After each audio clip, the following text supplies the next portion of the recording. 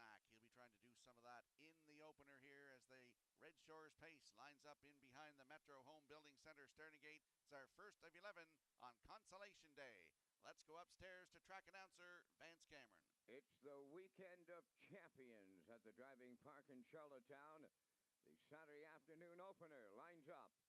Stone Cold Girl, Money on the Beach, Palladium Hanover, Salzbrook River, Gordy's Last Fall, Talk Some Smack, top of the stretch. Here they come. Rough and pacing. Salzbrook Ripper is the first one out. Stone Cold Girl towards the rail going right with them. Joining them on the outside for third. That's Gordy's Last Pole. Away wide on the turn. Fourth is Talk Some Smack. Then in fifth, Money on the Beach. The early trailer, Palladium Hanover. On the backstretch they go. Darling on the inside. It's Dowling and guarding the cones with Stone Cold Girl. They'll be quarter pole leading. Talk Some Smack races from second. Up into third is Salzbrook Ripper. Now racing from fourth is Gordy's Last Pole. Here comes the favorite on the move in the outside fifth. Palladium Hanover's underway. Now the trailer, Money on the Beach. 29 and 3/5 was the opening quarter. Off the turn they come towards that opening half mile, led by Stone Cold Girl. Racing from second is Talk Some Smack. From the outside, Palladium Sealster picks them off and going after the leader now. Salzbrook Ripper is fourth. On the move in the outside fifth. Money on the Beach is underway. Now the trailer, Gordy's Last Pole, the half mile in a minute. And a 1/5. They move round the paddock turn, approaching the 5/8. Stone Cold Girl is still there for Dowling. Now Burial's going to take a seat with Palladium Hanover. Here comes the Blue Knight. He's up into third with Money on the Beach. Racing fourth, Talk Some Smack. Salzbrook River on the outside fifth. Trailing the field, that's Gordy's Last Pole. They're on by 3/4 in one. 29 and 4, 29 and 3 in the third. Shade more than an eighth of a mile to go. Stone Cold Girl the leader. Palladium Hanover now up into third. Money on the Beach. They're in deep stretch now, and here's the Maritime Magic Man. Give Barrio 4,999 winners on the wall. Second is Stone Cold Girl, Money on the Beach. Third, 159-2.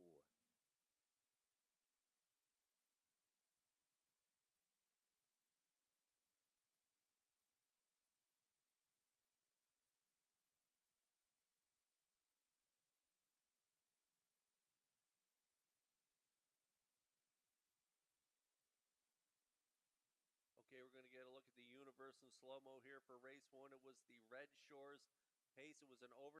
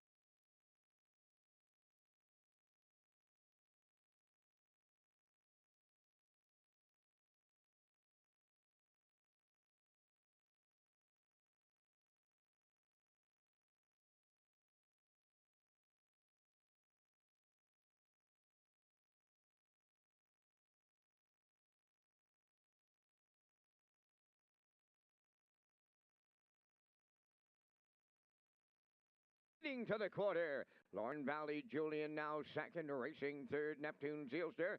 Midnight McNeil on the rail fourth. Shake Me Up Hanover fifth, trailing the field. That is Watch Him Treasure. They arrived at the opening quarter, led by Miss Contour in 29 and a 1/5. She has a 2-length advantage on Lorne Valley Julian. Racing from third is Neptune Sealster, and he's coming to the outside. Midnight McNeil has fourth. Then in fifth is Shake Me Up Hanover. Trailing the field is a Watch Him Treasure. They approach the opening half mile. Miss Contour is there by 2.5.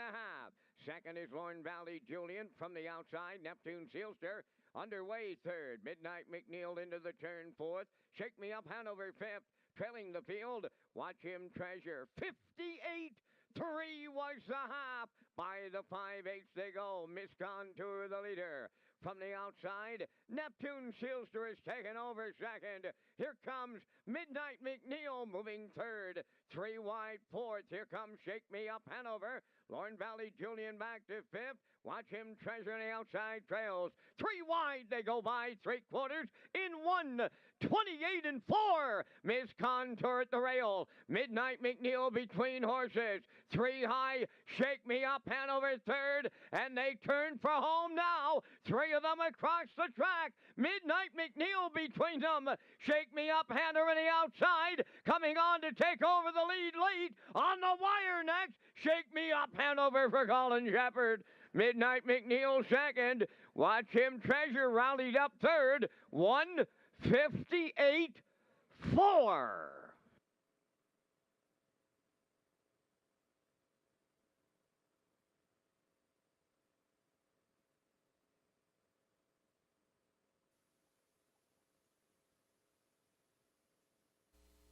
Okay, we're going to get a look at the Universal Slow-Mo here for race 3. It was the PEI Harness Racing Industry Association Pace.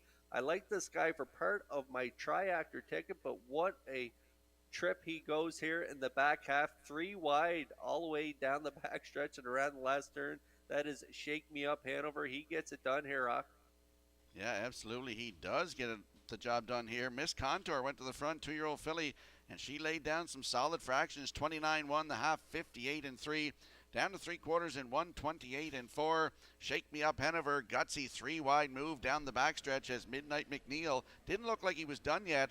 And he gets all right, up to just get another the job done mic here. check Great for the job stream here by as we get Universal going Media. here. A This couple of mic checks slow-mo here for the as stream Shake at Me Up Hanover and Redshores.ca Colin on Shepherd our get the job done. YouTube channel. 1:58.4 is the probably mile. didn't realize Up for was the fact second is that the 6 Midnight they, McNeil. The 5. Watch Him we do have Treasure is replays third, during dinner. and the So 3 they're texting Neptune us saying, hey, Sealster there's fourth. replays on. So we got Yeah, 4, it's 6, replays 5, on 3 during dinner. unofficially in this We'll afternoon's return third back to race. the We'll official see Shake banquet Me here Up Hanover in a few with minutes. Colin Shepherd back in the Red Shores winner circle next.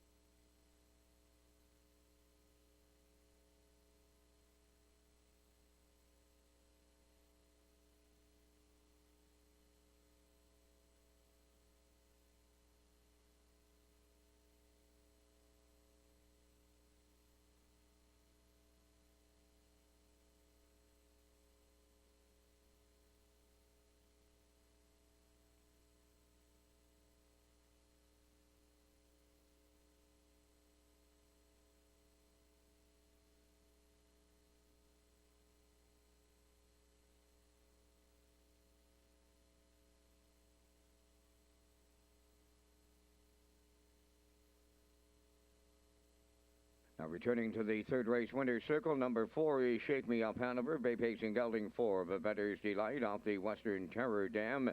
Shacked Up, owned by Colin Shepherd of Brackley Beach. Colin is the winning driver, and the horse trained by Morgan Shepherd. The time of the mile in 1:58 and 4. Shake Me Up Hanover in the third at trackside, the PEI Harness Racing Industry Association cooler presentation.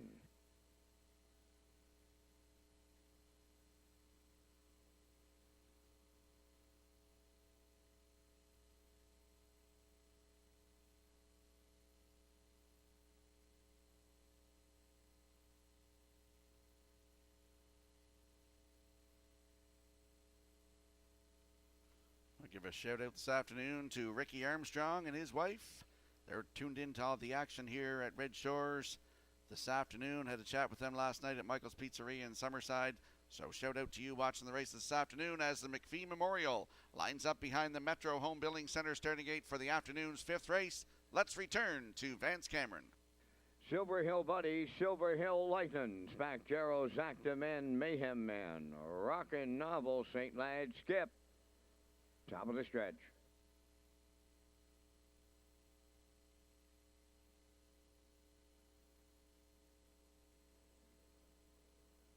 They're approaching a start.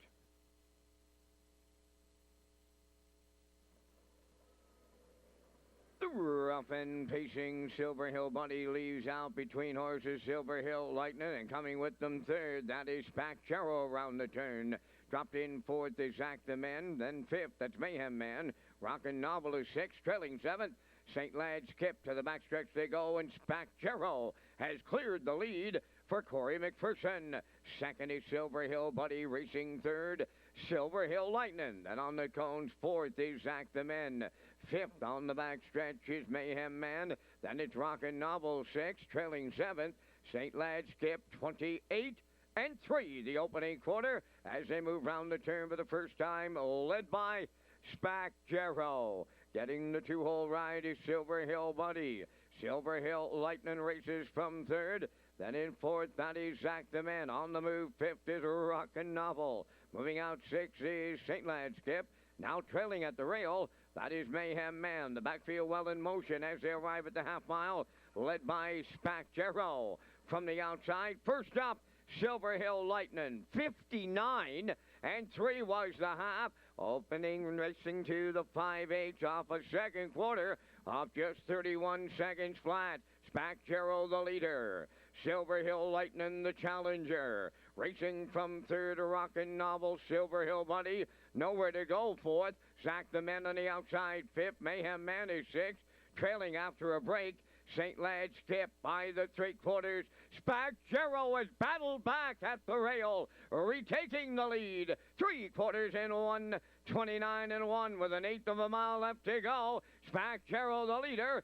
Silver Hill Lightning on the outside. Silver Hill Buddy at the rail. Rockin' Novel. Zach the Men. Down the stretch they come. Silver Hill Lightning. Spack Jarrow. Silver Hill Buddy. Wow, what a finish! And that is Spack Jarrow hanging on. We'll need a picture in here. Time for the mile in 1:58.4.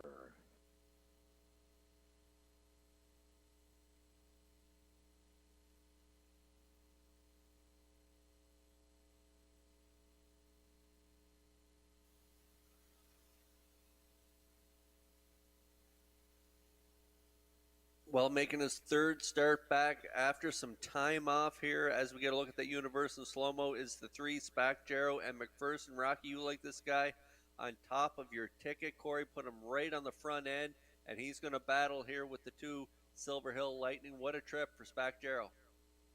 Yeah, you know, when I saw I wasn't going to get the big 5 in here, the super high 5, I was rooting for the 3 to at least get the win in here this afternoon.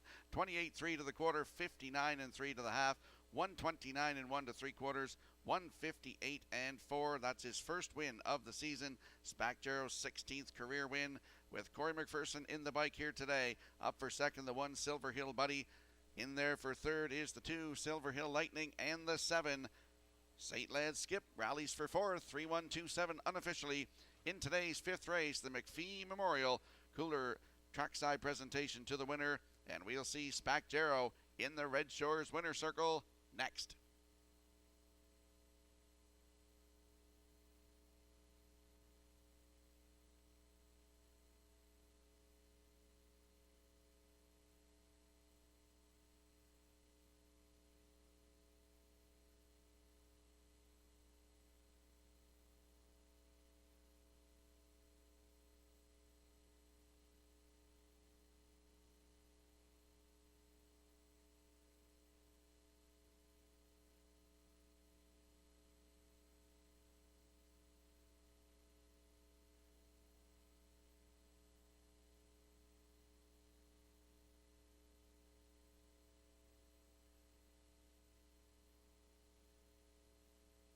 Here comes Spacjero into the fifth race winner's circle. Bay Pacing Gelding, the 6-year-old son of Ameripan Gigolo, is from the Ponderosa Dam.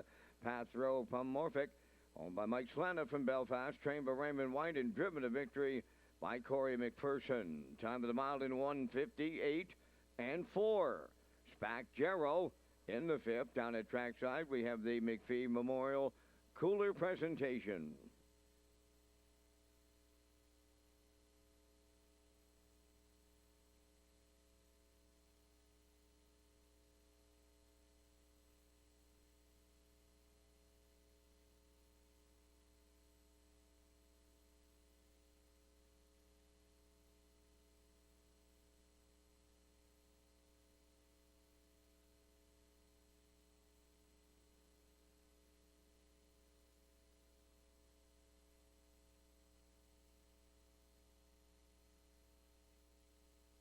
Going to post right now. Back over to Vance Cameron for the call.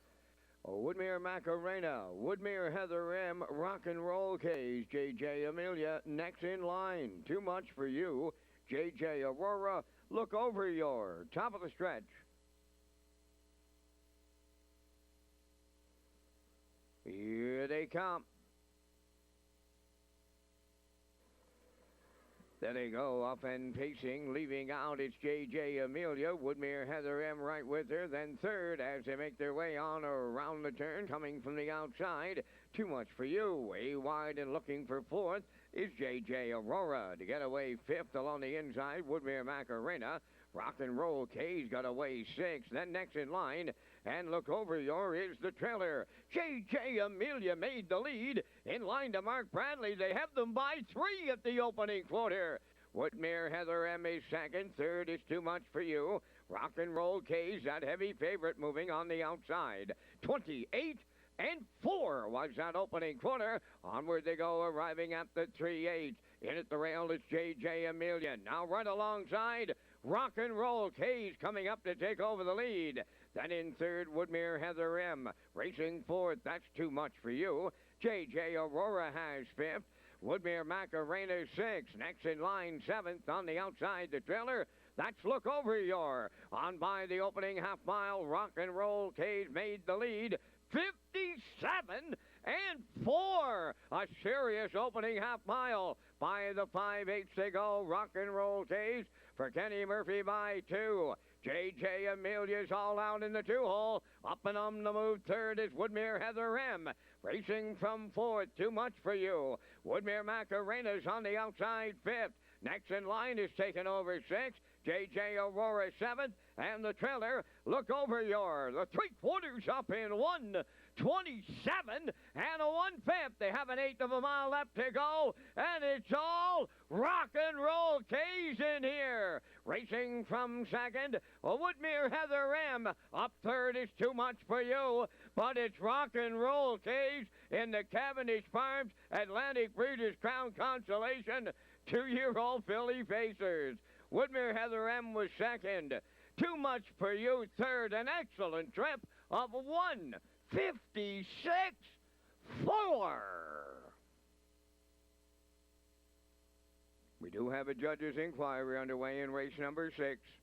Judge's inquiry, please retain your tickets. Well, here comes the slow-mo replay for the afternoon 6th race. Cavendish Farms Atlantic Breeders' Crown Consolation 2-year-old pacing fillies and Rock and Roll K's. What an effort this afternoon, Kurt.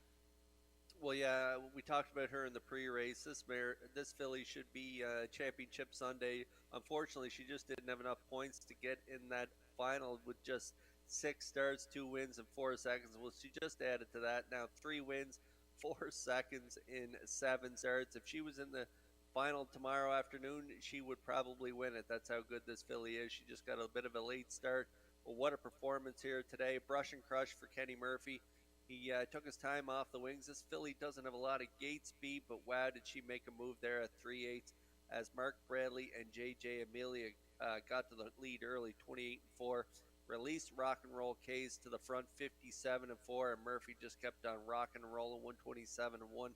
Nice trip here, 156-4, and that's a new speed badge for this two-year-old filly by Tobago K. She gets it done here in the Atlantic Breeders' Crown Consolation. A nice tractor here, 3-2-6. Nice long odds on the 6 at 34-1. Too much for you. So it's 3-2-6 here in race 6, but hold on to all tickets as we are under an inquiry here in the 6th.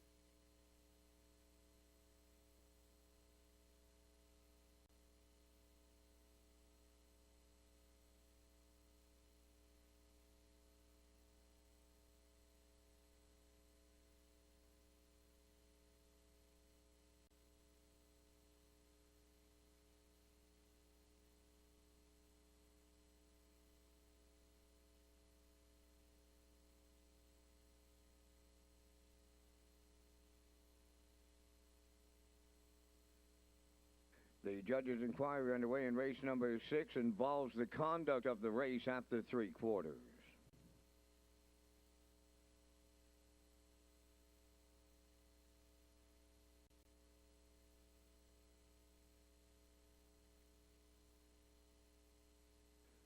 Rock and Roll K's arriving at the 6th race winner's circle. Bay pacing filly, the 2-year-old daughter of Tobago K's, is from the Camlock Dam. Time Extra.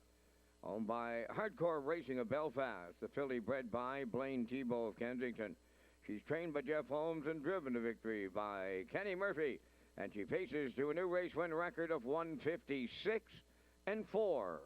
Rock and Roll K's in the Atlantic Breeders' Crown Consolation for 2-year-old filly pacers, presented by Cavendish Farms. At trackside, the presentation. Results of the 6th race judge.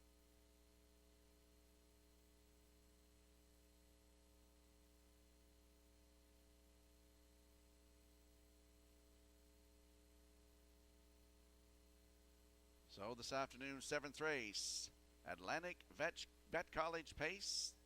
Trackside presentation to the winner. They're lining up behind the Metro Home Building Center starting gate. Let's go back upstairs to Vance Cameron. Jetster, Well Let's See, Dividend Day, Hemingway, Slate, Jeb, Tradition outside, top of the stretch.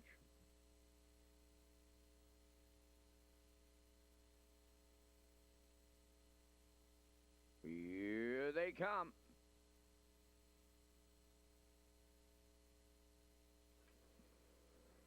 The rough and pacing Jetster will leave out. Well, let's see alongside. Third into the turn goes Dividend Day. Away 4th is Hemingway. Slate has 5th. Around the turn, Jeb 6th. And the trailer, that is Tradition. They arrive at the 8th. Jetster the leader. Well, let's see. Going right at him. Oh, they're to it and at it. At it and to it up front. And here come Well Let's See to take the lead. In line to Mark Campbell. They're rolling here. Jetster goes 2nd, back into 3rd. That's Dividend Day. Hemingway at the rail 4th. Sitting up here on the Weekend of Champions. Wow. Boom. Just like that. 27 and 2 opened it up. And the serious leader, Well Let's See, for Mark Campbell. Jetster goes 2nd. Dividend Day 3rd. Hemingway 4th. Slate has 5th. Jeb in 6th. Trailing at the rail 7th. That is Tradition. They're halfway home. Led by Well Let's See. Jetster into the turn 2nd. First up on the outside 3rd. Hemingway is underway. 56-4 was the half. Dividend Day races 4th. On the move on the outside 5th. That is Slate. 3rd over 6 is Jeb. Trailing on the cones is Tradition. The 3/4 coming next. Well, let's see the leader. Hemingway on the outside, the challenger. Slade is swinging out 3 wide now, third. Fourth up the rail, that's Chester. In between horses is Jeb fifth. 3/4 in 1:27 and 1. They have an eighth of a mile left to go. Hemingway is taken over. Here's Slade on the outside second. Jeb is coming third. Down the stretch they come. Set the camera up in here. Jeb and the Blue Knight comes on to get it all. Jeb on the line. Hemingway was second. Tradition rallies up third. The time for the mile in 1:57 and 1.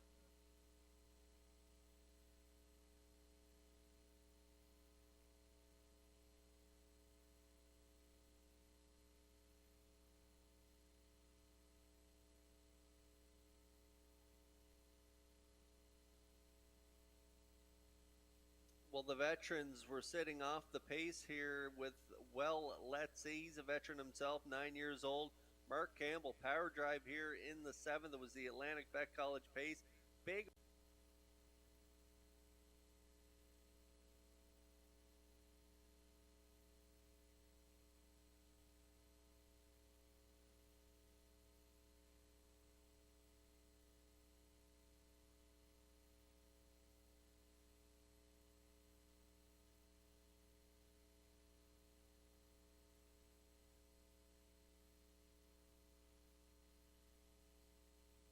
Okay, the 6, Who's Your Father, is back on the track for Mark Campbell, and we are getting ready to go here for the Cavendish Farms Atlantic Breeders' Crown Consolation 3-year-old fillies. They are lining up in behind that Metro Home Building Center starting gate. It's post time for the 8th. Let's go over to Vance Cameron for the call.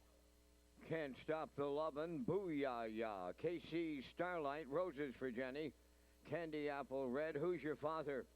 West River Glow, Stone Beach Lilies on the grandstand side. Top of the stretch.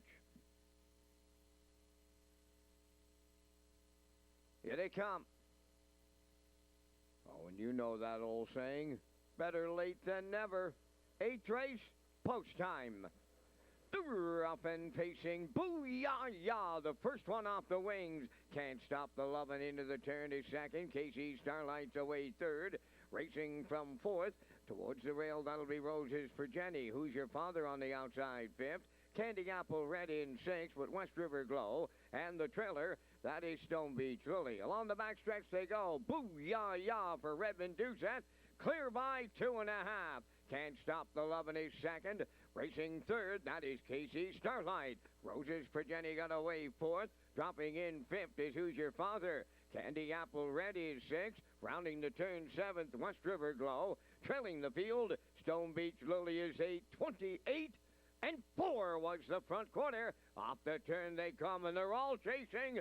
Booyah-yah towards that opening half mile. Can't Stop the Lovin' is second. Going to the outside third.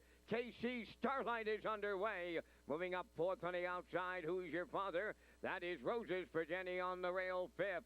Back into 6th, Candy Apple Red. West River Glow on the outside 7th. Trailing the field, Stone Beach Lily, 58 and 2 was the half. They straighten up the back stretch and go to 3/4. In at the rail, Booyah-yah. Run alongside Casey's. Starlight has put her head in front.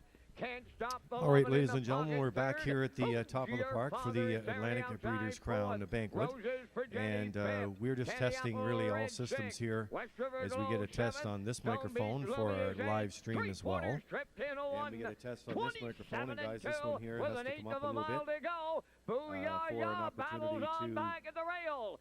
bring to you KC live for the Starlight first time on the ever. outside. We're bringing in, There's of course, stride the for Atlantic Breeders' stride. Crown at our Can't Red Stop Shores the Lovin' up YouTube the channel. So I'm sure everything was the food and beverage team. They do a fantastic job here. And we just want to take the opportunity to thank them. I know you're into desserts right now.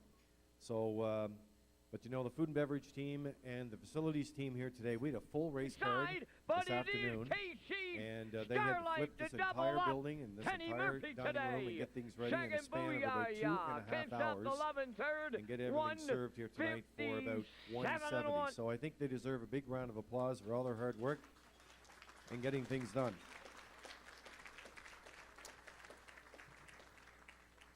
So you just give us 2 minutes and we'll be back with the rest of the show here for you tonight. There's a great screenshot for all of you that's tuning in tonight on a packed house. We get our robo cameras going, get everything all set and ready to go as we get ready to go for a little part of the show for our presentations, our opening remarks, and of course the family citations, all to come here tonight in Charlottetown.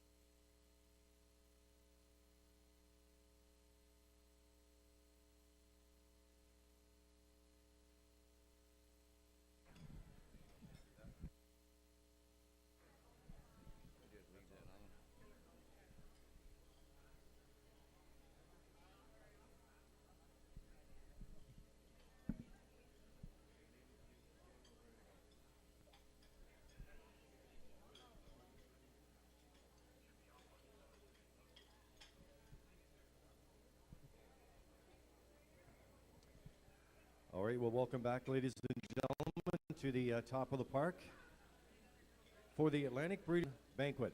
And the official banquet, we kick things off here tonight. It's actually the weekend, you know. It's the weekend of champions, that's what we call it.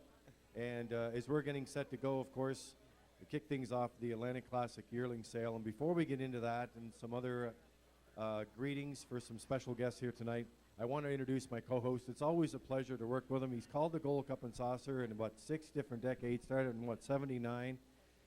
He's been calling some of our signature events between the Gold Cup and Saucer and the Governor's Plate. He's left his stamp on so many memorial races and special moments, especially this weekend with Championship Sunday.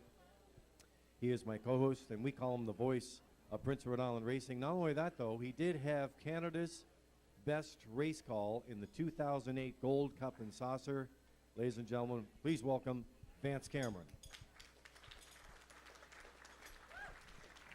Well, let me say this, Mr. Drake, that on the way in, I run into Pauline Jameson. Now, the table was telling me she was 91.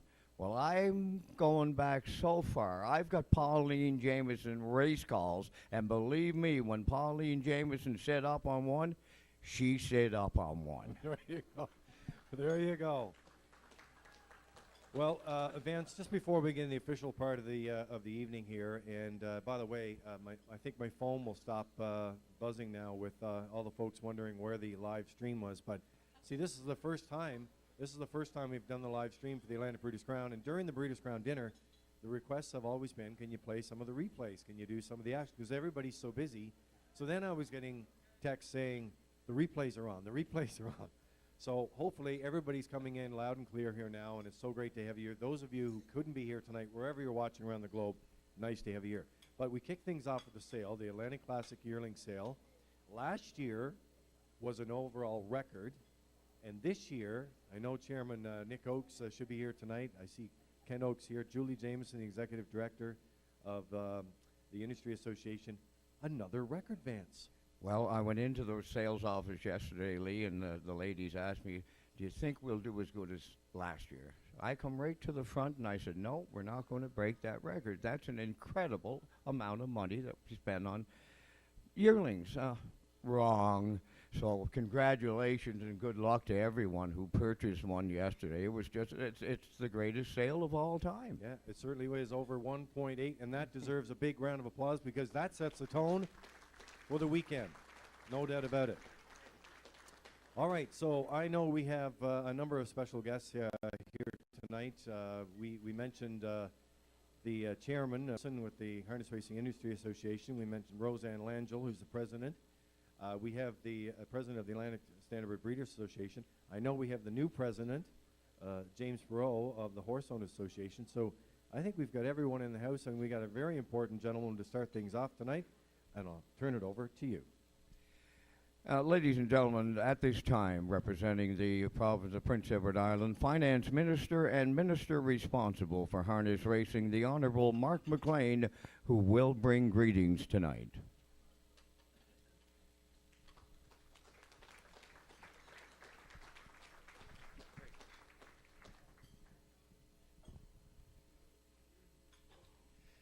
Thank you. Thank you. Ladies and gentlemen, on behalf of the province of Prince Edward Island and Premier King, it's my pleasure to welcome you here tonight as we celebrate the very best of Atlantic Canadian harness racing. A special welcome to all of you joining us from out of province, especially after Hurricane Fiona. Things are looking a little different, but I know you will enjoy your stay. I'll go off script tonight, and for those who don't know, obviously the Fiona has affected PEI in a lot of ways, but one of our members of the Legislative Assembly actually lost his wife last week, MLA James Elward. So his wife was only 56 years of age. So today about 75 people, including myself, went to James' home and with about 12 chainsaws spent the afternoon and helped clear his property. So again, we've had some challenges, but that's what we do here in PEI is we rally together to help each other. So I'd also like to thank the Atlantic Standardbred Breeders Association for again selecting Red Shores as a host for the Atlantic Breeders' Crown Weekend. This event has truly grown into a highlight of our racing season. We also want to thank the breeders, owners, trainers, drivers, track officials, fans, of course, and the volunteers for what you do to help build our industry. Harness racing in Atlantic Canada is very fortunate to have you involved and succeeds through the dedication of time, talent, and investment you all make. I want to congratulate the breeders, bidders, and buyers at yesterday's Atlantic Classic sale. Best of luck with your purchases, including the Premier. I would also like to especially congratulate the families who are being honored tonight for their long-term involvement in harness racing. It is wonderful that we're all able to gather again to recognize the success and contribution you and your families have made to our industry. Congratulations and good luck to all those competing in the championship finals tomorrow. I look forward to seeing you at the races. Thank you. Thank you, Mike. Thank you. Thank you, Minister. The Honourable Mark McLean, Minister responsible for harness racing and the Minister of Finance. Now we'd like to thank the Prince of Rhode Island Horse Owners for their sponsorship this evening for the banquet. And I'd like to ask President James Perot to come forward to bring greetings.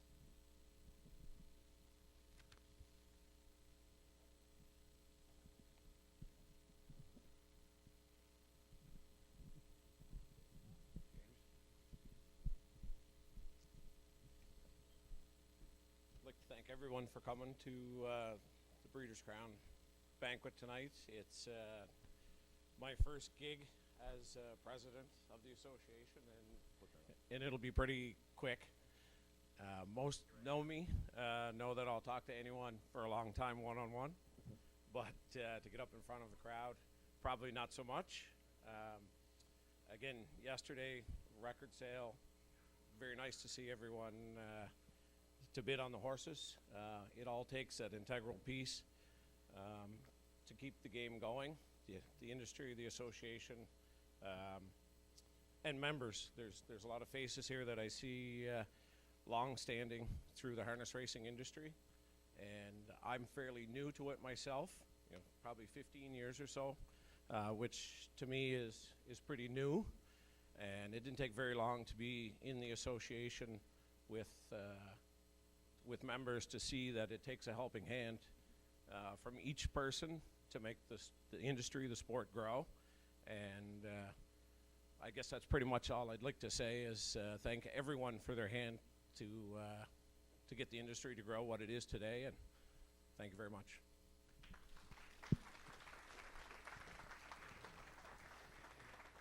Ladies and gentlemen, Debbie Francis is joining us tonight. Debbie is the Executive Director of the Atlantic Standardbred Breeders Association. Greetings, and make two special presentations.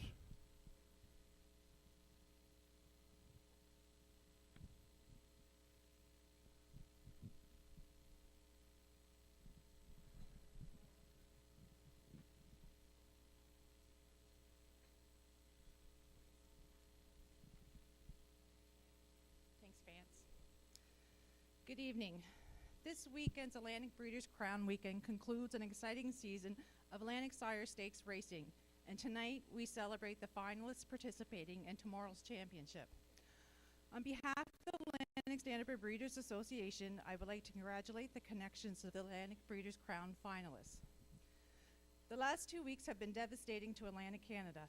With the damage that Hurricane Fiona left behind, we are thankful to be here this evening and want to send a big thank you out to the utility crews, public works departments, and the many others who worked endlessly to clean up our provinces and to continue to restore our power. We have so much to be thankful for.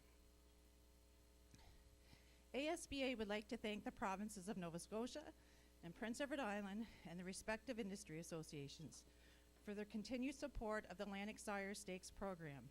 The ASBA encourages people to breed, purchase, and race horses in Atlantic Canada.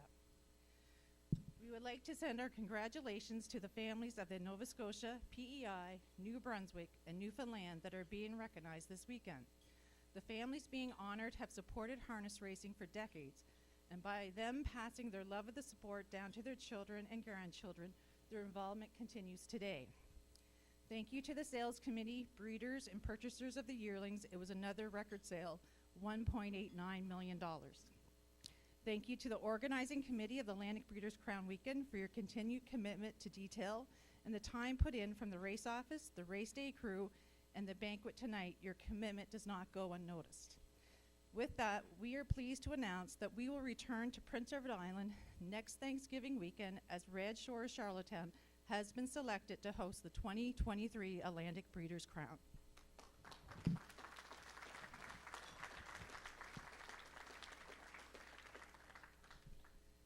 The ASBA would like to express appreciation to our sponsor for 2022 of the Atlantic Sire Stakes program, Cavendish Farms.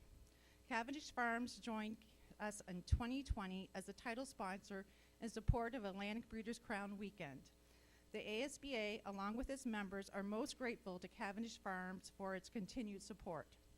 In recognition of their support of the Atlantic Stakes program, I would like to call upon ASBA directors Claire McDonald and Bobby Gordon to present a plaque of appreciation to Jubbs Bristow, Vice President of Agriculture for Cavendish Farms.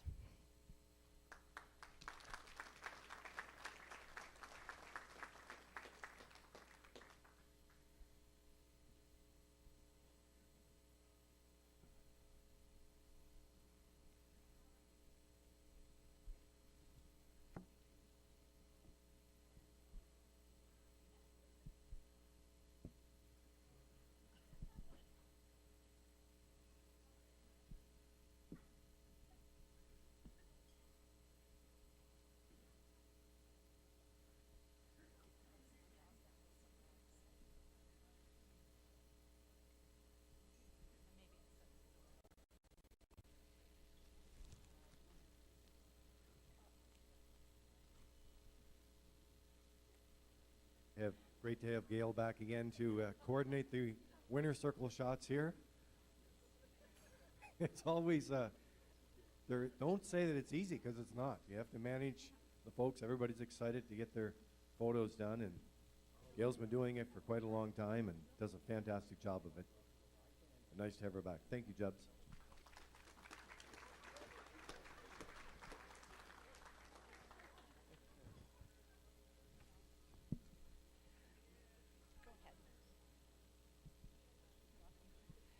The ASBA remembers and pays tribute to a man who was an important part of the Atlantic Sire Stakes since its beginning.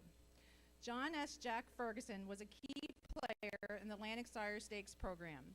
As we know, Jack nominating in the initial year, drove in his first race as an ASBA event the following year, and sold a yearling in the very first sale. 1970 was elected to the ASBA Board of Directors. In 1982, Jack became the ASBA manager and held that position for 26 years. During this time with the ASBA, the Atlantic Sire Stakes grew, and today the Atlantic Sire Stakes program is the foundation of our racing and breeding industry. To pay tribute to Jack's many contributions to the Atlantic Sire Stakes program, the ASBA annually presents the Jack Ferguson Memorial Award to the Atlantic Sire Stakes Trainer of the Year. The 2022 Trainer of the Year has $87,127 in Atlantic Sire Stakes purse earnings, and this year's honor goes to Mark Campbell. I would like to call upon ASBA directors Ed Doucette, Roseanne Langell, as well as Jack Ferguson's daughter Joyce, to present the Jack Ferguson Memorial Award to Atlantic Sire Stakes Trainer of the Year, Mark Campbell. Unfortunately, Mark could not attend this evening, so I'm asking Gail McDonald to expect this on Mark's behalf. I volunteered. No, dear.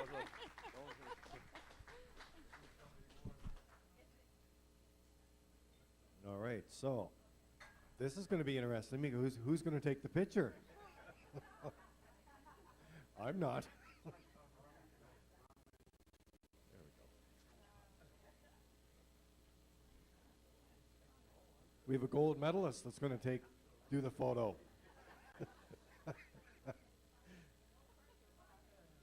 Heather's doing a great job of it.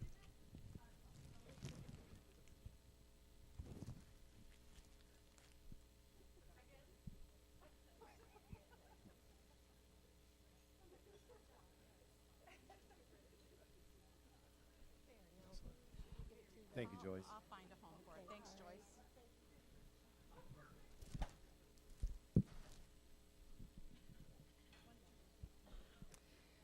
Lastly, each year, the Atlantic Standard Breeders Association presents a prestigious award named in honor of the late Glenn Kennedy.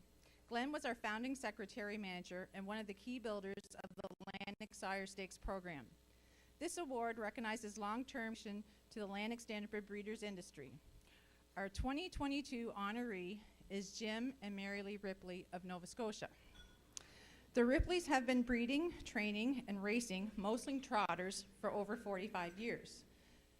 Majan Farm, the name Majan, is named after the family. M.A. for Mark and Mary Lee, J.I. for Jim, and A.N. for Angela. Their farm is located just on the outskirts of Amherst, Nova Scotia. The stallion, Amazing Speed, who stood at the Ripley's farm, is now the great-grandfather of many of their horses. His most notable horse was the Ripley's, was Majan Speed, who set 2 track records that still stand today. In 1988, as a 3-year-old, he trotted in 2:01 and 2 at Champlain Raceway. As a 4-year-old, he set a track record at Exhibition Park Raceway and won all the invitational trot records that year. Majan Dillion and Majan Chester, 2 chestnuts, raced side by side for 10 years. Chester ended up becoming a fan favorite and only made 1 break as a 2-year-old in his entire 127 lifetime starts. Majan Dillon is a former 2-year-old track record holder at Inverness Raceway when he trotted his mile in 2:06 and 1 in 2011. Tango followed in his brother's footsteps and broke that record in 2016, trotting in 2:04 and 1, and that record still stands today. Horses that are currently racing for Jim and Mary Lee are Majan Tango, Thunder, Salsa, Raptor, and Mandy. This weekend, Raptor and Salsa will take part in the 3-year-old Trotters Championship Final. I would like to call now upon ASBA directors Eldred Nicholson and Fonzie McEachran to present the Glenn Ferguson Memorial Award to Jim and Mary Lee Ripley.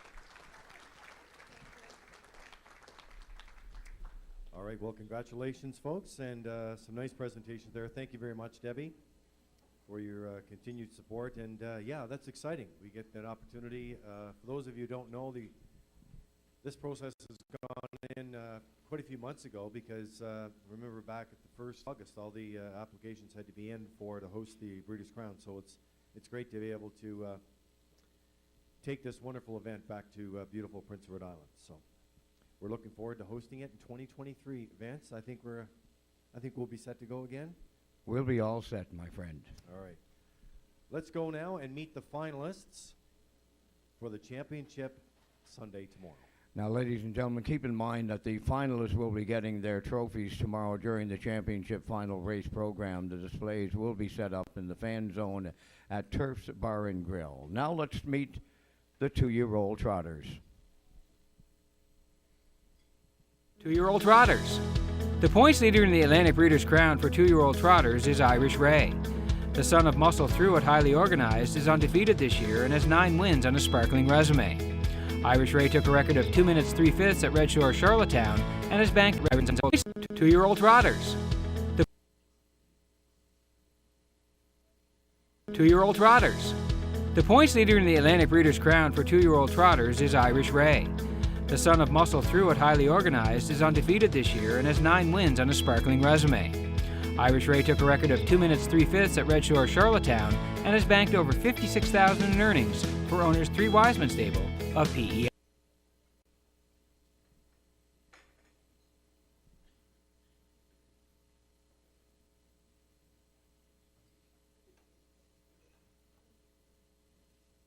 Two-year-old trotters. The points leader in the Atlantic Breeders' Crown for two-year-old trotters is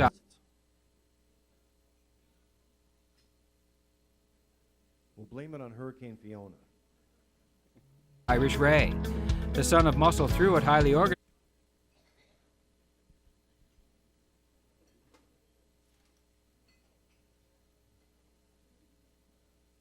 Those old TV station standby messages. Well, you know what?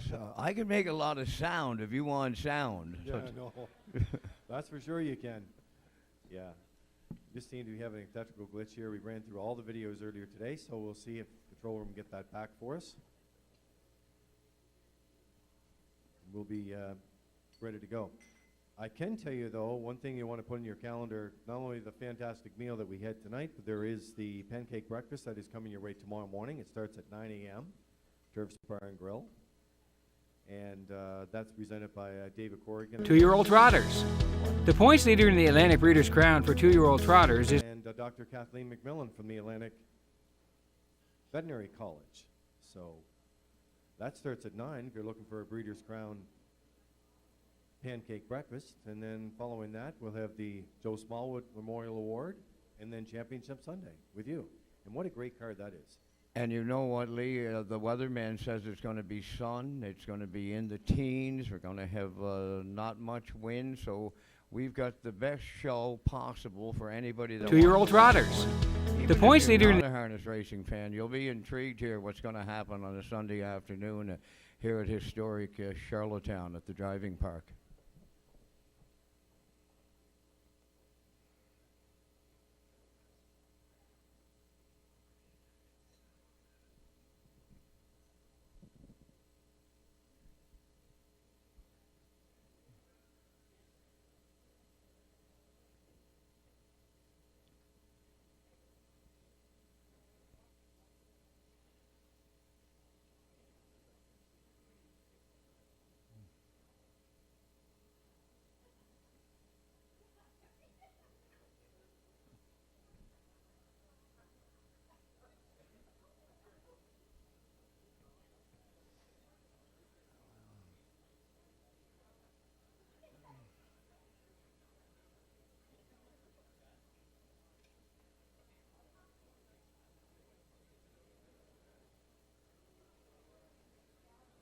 the Atlantic Breeders' Crown for two-year-old trotters.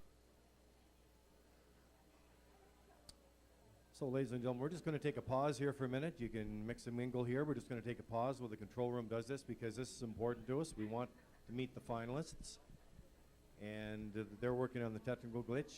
So we'll take a minute, a break, and we'll be right back.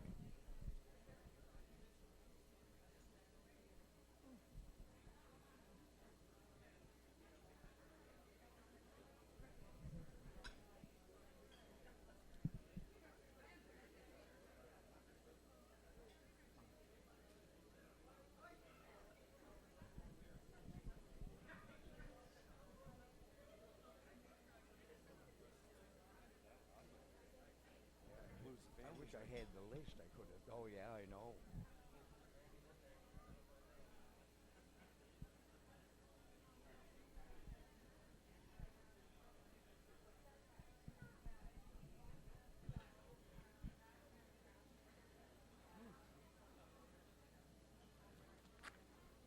Two-year-old trotters. The points leader in the Atlantic Breeders' Crown for two-year-old trotters is Irish Ray. The son of Muscle Through It, highly organized, is undefeated this year and has 9 wins on a sparkling resume. Redshores, Charlottetown, and has banked over $56,000 in earnings for owning.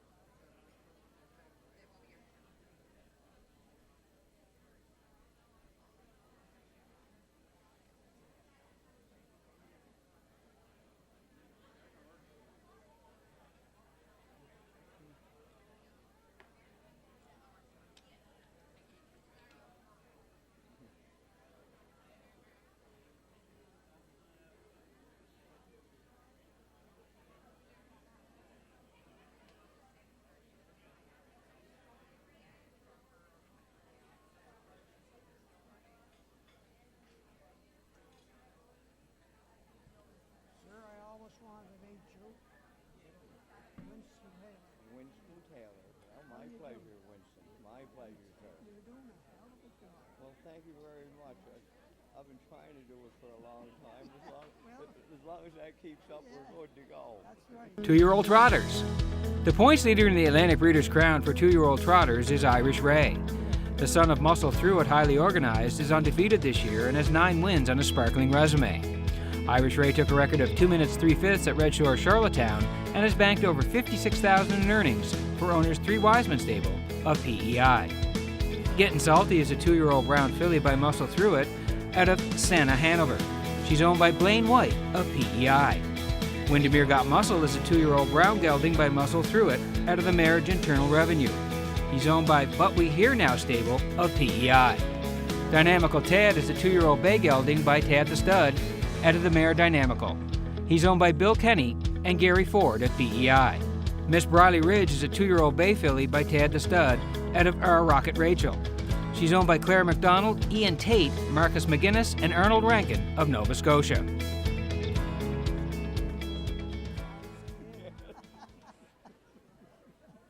Yeah, they're both 2 good horses.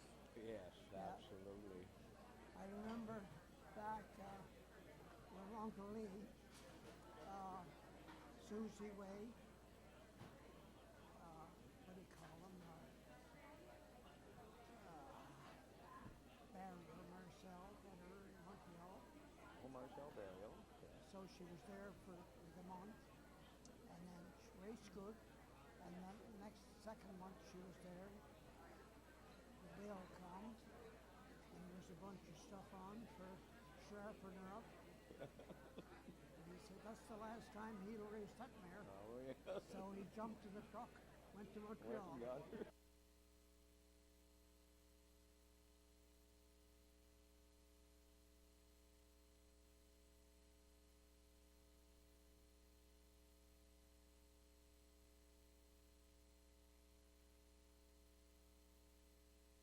Two-year-old trotters.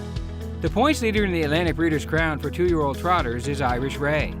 The son of Muscle Through It, highly organized, is undefeated this year and has 9 wins on a sparkling resume. Irish Ray took a record of 2 minutes 3 fifths at Redshores, Charlottetown, and has banked over $56,000 in earnings for owners 3 Wiseman stable of PEI. Getting Salty is a 2-year-old brown filly by Muscle Through It out of Santa, Hanover. She's owned by Blaine White of PEI. Windermere Got Muscle is a 2-year-old brown gelding by Muscle Through It out of the Marriage Internal Revenue. He's owned by But We Hear Now stable of PEI. Dynamical Tad is a 2-year-old bay gelding by Tad the Stud out of the Mare Dynamical. He's owned by Bill Kenny and Gary Ford at PEI. Miss Briley Ridge is a 2-year-old bay filly by Tad the Stud out of Our Rocket Rachel. She's owned by Claire McDonald, Ian Tate, Marcus McGuinness, and Arnold Rankin of Nova Scotia.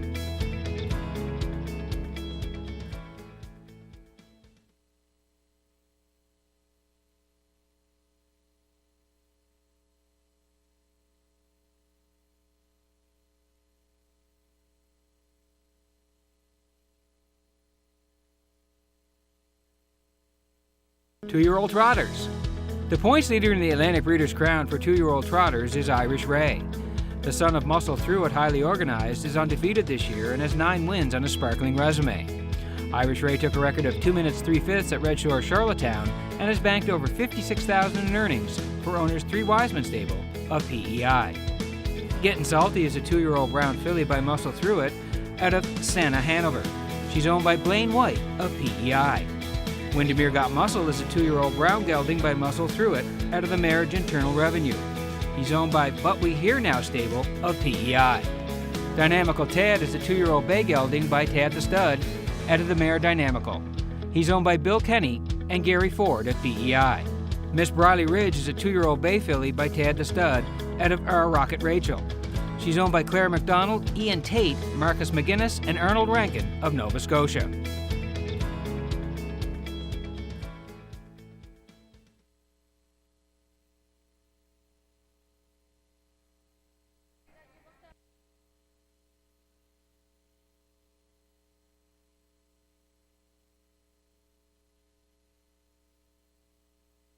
Two-year-old trotters. The points leader in the Atlantic Breeders' Crown for 2-year-old trotters is Irish Ray. The son of Muscle Through It, highly organized, is undefeated this year and has 9 wins on a sparkling resume. Irish Ray took a record of 2 minutes 3/5 at Red Shores, Charlottetown, and has banked over $56,000 in earnings for owners 3 Wiseman stable of PEI. Getting Salty is a 2-year-old brown filly by Muscle Through It out of Santa, Hanover. She's owned by Blaine White of PEI. Windermere Got Muscle is a 2-year-old brown gelding by Muscle Through It out of the Marriage Internal Revenue. He's owned by But We Hear Now stable of PEI. Dynamical Tad is a 2-year-old bay gelding by Tad the Stud out of the Mare Dynamical. He's owned by Bill Kenny and Gary Ford at PEI. Miss Briley Ridge is a 2-year-old bay filly by Tad the Stud out of Our Rocket Rachel. She's owned by Claire McDonald, Ian Tate, Marcus McGuinness, and Arnold Rankin of Nova Scotia.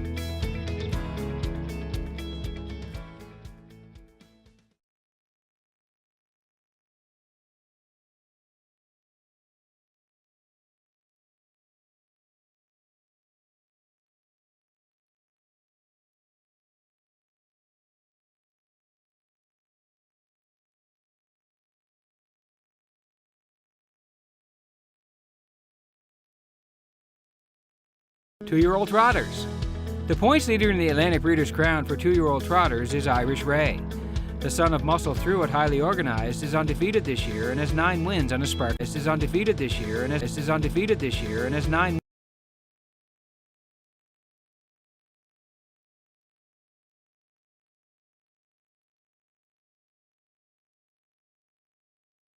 Two-year-old trotters. The points leader in the Atlantic Breeders' Crown for 2-year-old trotters is Irish Ray. The son of Muscle Through It, highly organized, is undefeated this year and has 9 wins on a sparkling resume. Irish Ray took a record of 2 minutes 3/5 at Red Shores, Charlottetown, and has banked over $56,000 in earnings for owners 3 Wiseman stable of PEI. Getting Salty is a 2-year-old brown filly by Muscle Through It out of Santa, Hanover. She's owned by Blaine White of PEI. Windermere Got Muscle is a 2-year-old brown gelding by Muscle Through It out of the Marriage Internal Revenue. He's owned by But We Hear Now stable of PEI. Dynamical Tad is a 2-year-old bay gelding by Tad the Stud out of the Mare Dynamical. He's owned by Bill Kenny and Gary Ford at PEI. Miss Briley Ridge is a 2-year-old bay filly by Tad the Stud out of Our Rocket Rachel. She's owned by Claire McDonald, Ian Tate, Marcus McGuinness, and Arnold Rankin of Nova Scotia.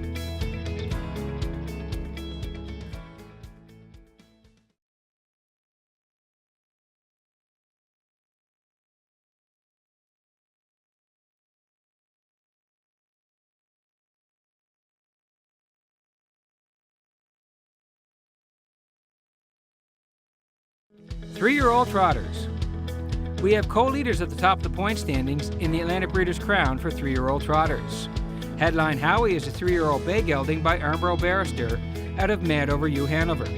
Headline Howie has 6 wins from 15 starts, took a record of 2 minutes 2/5 at Red Shores, Charlottetown, and has banked over $22,000 in purse money for owner Jamie Whalen of PEI. Apelia is a 3-year-old bay colt by Armbro Barrister out of the mare Burnt with Finesse. Apelia has 7 wins from 9 starts and a record of 159-4 taken at Red Shores, Charlottetown, and has earned over $32,000 for owner Riley Farms Limited of PEI. Cadillac is a 3-year-old brown colt by Tad the Stud out of the mare Credibility. He's owned by Claire McDonald and Wayne Burley of Nova Scotia. Ocean View Cicero is a 3-year-old bay filly by Armbro Barrister out of King Kong Katie. She's owned by Carl Bagnall of PEI. King in the North is a 3-year-old brown gelding by Tad the Stud out of the mare Centrifugal Force. He's owned by Doug Matheson, Wayne Oakes, and Dunsand Farms of PEI. Magian Raptor is a 3-year-old bay gelding by Tad the Stud out of Magian Magic. He's owned by James Ripley of Nova Scotia. Getting All Fired Up is a 3-year-old bay gelding by Armbro Barrister out of the mare A Peach to Remember. He's owned by Blaine White of PEI. Magian Salsa is a 3-year-old bay filly by Tad the Stud out of the mare Ask Me to Dance. She's owned by Mary Lee Ripley of Nova Scotia.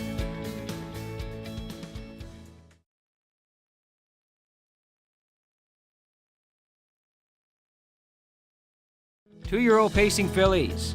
The points leader in the Atlantic Breeders' Crown for 2-year-old pacing fillies is Woodmere Jade. The daughter of Roll With It Harry, LT's Magic, has been excellent all season long.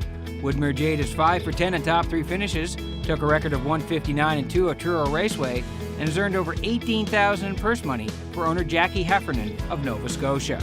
Elm Grove Red Wine is a 2-year-old bay filly by Stonebridge Terror out of the mare Elm Grove Starlight. She's owned by James Quinn, Carl Peterson, and Brittany Watts of PEI. It's Up to You is a 2-year-old bay filly by Roll With It Harry out of the mare Safety Net. She's owned by Reg McPherson of PEI.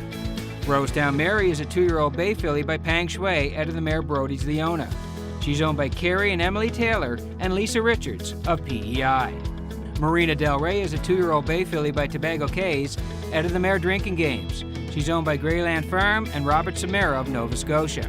Howmack Julia is a 2-year-old bay filly by Source of Pride out of Howmack's Princess. She's owned by Doug Matheson, Janet Sanderson, and Dunsand Farms of PEI. Redland Miss Pretty is a 2-year-old bay filly by Source of Pride out of the mare Woodmere Nora. She's owned by Rebecca Blaisdell of PEI and Brian McGregor and Howard Anderson of Nova Scotia. Our Girl Annie is a 2-year-old brown filly by Arthur Bluechip out of Winsun Kendra. She's owned by Blaine, Jessica, and Jennifer Tebow of PEI.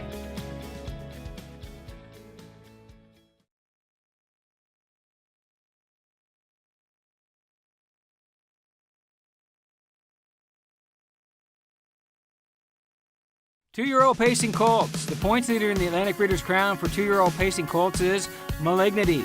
The son of Malicious, Lady Kellyanne, has been tremendous this season. Malignity has 7 wins from 9 starts, over $50,000 in prize money, and took a record of 156 at Redshores, Charlottetown for owners Debbie Francis and Roseanne Langell of Nova Scotia. Tobin's Prophet is a 2-year-old bay gelding by Stonebridge Terror out of the mare Southern Blue.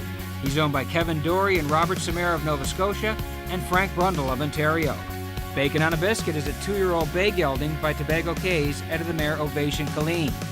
He's owned by MCR Bacon on a Biscuit Group of Nova Scotia. No Boats on Sunday is a 2-year-old bay gelding by Source of Pride out of Howmack Impeccable. He's owned by Jackie Heffernan of Nova Scotia. Howmack Charmer is a 2-year-old bay gelding by Malicious out of the mare Jojo Shabla. He's owned by Clyde Balderson of New Brunswick and Roger Burns, Hollis Newson, and Windermere Farms of PEI. Nibbler is a 2-year-old bay gelding by Stonebridge Terror out of Seawind Alpha. He's owned by Joseph Gamba and Greyland Farm of Nova Scotia. Fisherman's Son is a 2-year-old bay gelding by Arthur Bluechip out of the mare Is That You, Ardella. He's owned by Walter Walker of Nova Scotia and the estate of Angus McGuinness. Roman Raven is a 2-year-old bay gelding by Malicious out of Mall Shook Up. He's owned by Paul Niven and David Ferguson of Nova Scotia.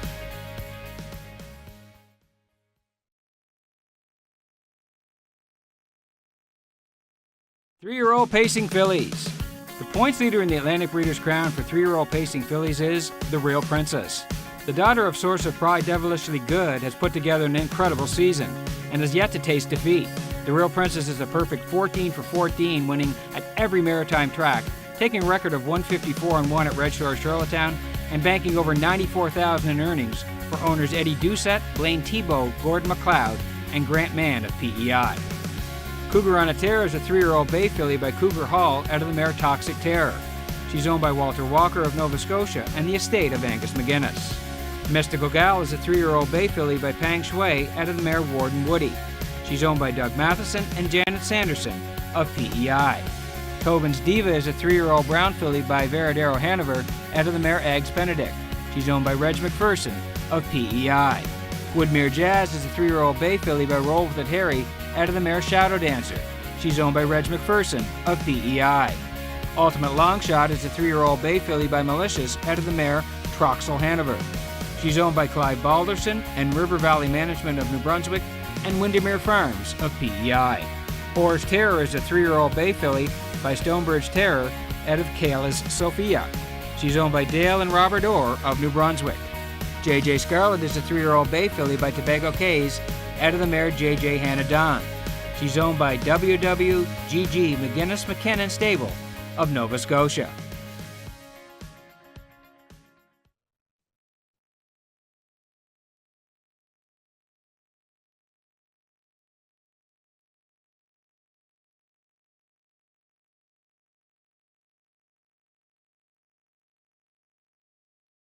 Three-year-old pacing colts. The points leader in the Atlantic Breeders' Crown for 3-year-old pacing colts is Fernhill Gusto. The son of Stonebridge Terror, Helen O'Grace, has been fantastic this season with 7 wins from 17 starts and took a record of 153-3 at Truro Raceway in July. Freer and Hill Gusto has also banked over $40,000 in earnings for owner Greyland Farm of Nova Scotia. Stash It Away is a 3-year-old bay gelding by Pang Shui out of All-American Napa. He's owned by Reg McPherson of PEI. Brumby is a 3-year-old bay gelding by Pang Shui out of the mare Anna Taveka. He's owned by Five Guys, Horses and Lies of PEI. Woodmere Denver is a 3-year-old bay gelding by Pang Shui out of the mare Little Easter Magic. He's owned by Jeffrey and Robert Skinner and Daniel Hiltz of Nova Scotia.